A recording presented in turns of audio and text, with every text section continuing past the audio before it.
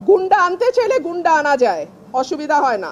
একজন আমাকে ধাক্কা দিয়েছেন, পাঞ্জাবি পরা, হয় একজন ধাক্কা দিয়েছেন, তারপরে আমার লোক তো বসে থাকবেন, আমি তো একজন মহিলা, এবং পরে যখন আমার লোকজনকে মারধর করেছে আমার লোকজন জবাব দিয়েছে। সিম্পল।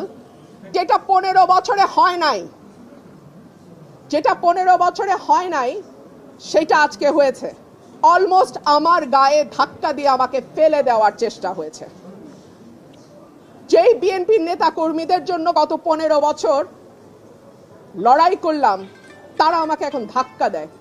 মানে বিজয়নগরের ভোটার সংখ্যা বা ব্রাহ্মণবাড়িয়া 3-এর ভোটার সংখ্যা 6,10,000, আর আমাদের যেটা সরাইল আশুগঞ্জ সেখানে ভোটার সংখ্যা 4,20,000-এর মতো, আর এই 3টা ইউনিয়নের ভোটার হচ্ছে 1 লক্ষ।